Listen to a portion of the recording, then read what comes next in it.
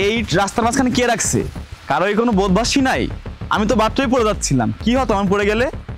কেউ কি বোঝে না যে এগুলো রাস্তার সাইডে রাখতে হয়? মানুষ না কি হয়েছে, ওদের আর বোধবাসী হবে না কখনো। আরে ভাই দাঁড়া, আমি আসতেছি।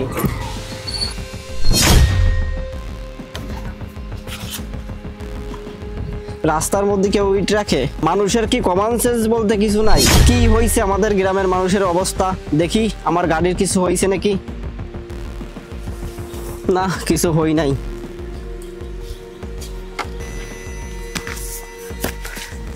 হ্যালো ভাই, হ্যাঁ আমি আসতেছি।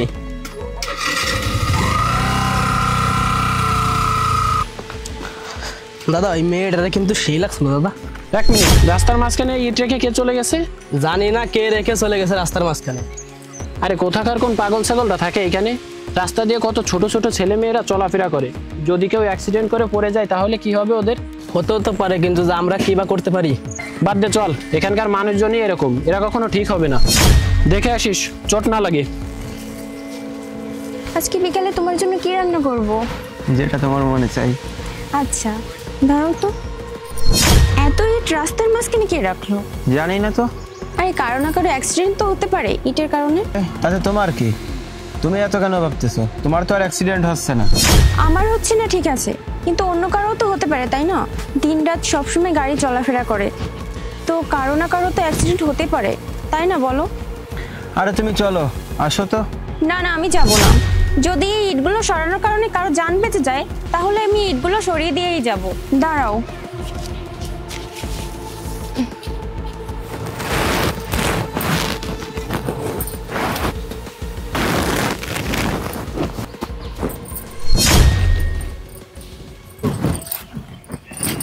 এত টাকা এখানে কি করে এলো? আরে এত টাকা এখানে কিভাবে আসলো? আমিও তো বুঝলাম না কিছু। মনে হয় কারো টাকা পড়ে গেছে এখানে। আরে এই টাকা কারো না, এই টাকা তুমি পাইছো, এখন তোমার। চলো ঘরে চলো। না, আমি যাব না ঘরে।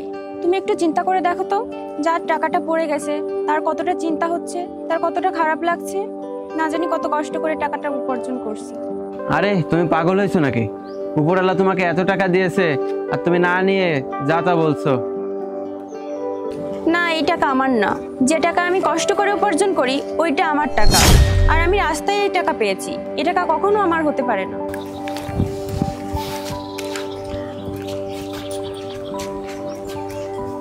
তোর যা ইচ্ছা তুই তাই কর, আমি চলে গেলাম বাড়ি। ভাইয়া একটু শোনেন। হ্যাঁ কি বলেন? এই টাকাগুলো কি আপনার? আমি না এই টাকাগুলো ইটের নিচে পাইছি। না না, এই টাকা আমার না। জানি না কার টাকা যে এখানে পড়ে গেল। টাকাটা কারোর পড়ে যায়নি, টাকাটা এখানে রাখা হয়েছে। মানে কি বলতেছেন ভাইয়া? মানে এটা হলো যে এই টাকাটা আমি ইটের নিচেই রাখছিলাম, আর ইটগুলোই আমিই রাখছি, কারণ আমি এটা দেখতে চাচ্ছিলাম এই ইটগুলো এখান থেকে কেউ সরায় নাকি এখানে থাকে, আর যে ইটগুলো সরাবে এই টাকাটা তার হবে।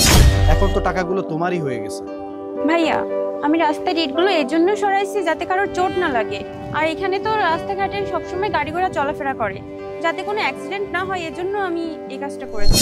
তুমি তো ইটগুলো এই জন্যই সরাইছো যাতে কারো অ্যাক্সিডেন্ট না হয়, কারো চোট না লাগে। কিন্তু তুমি ছাড়া এখান থেকে আরো অনেকেই গেছে, কারো চোট লেগেছে, কেউ মোটরসাইকেল নিয়ে অ্যাক্সিডেন্ট করতে হয়ে গেছে, কিন্তু তবুও না তারা এটা সরায় নাই। সবাই ভাবছিল কেউ না কেউ ইটগুলো সরাবে, কিন্তু নিজেদের কারোর চিন্তা ভাবনা না ইটগুলো আমি একটু সরাই। সবাই ভাবে দেশটা সরকার পরিবর্তন করবে, কিন্তু এটা ভাবে না যে দেশটা আমাদের পরিবর্তন করতে হয়। আমরা যদি আমাদের সমাজটাকে পরিবর্তন না করতে পারি তাহলে সমাজটা কারা পরিবর্তন করবে? এই চিন্তা ভাবনাটা আপনার ভিতরে আছে, আর কারোর ভিতরে এই চিন্তা ভাবনা নাই।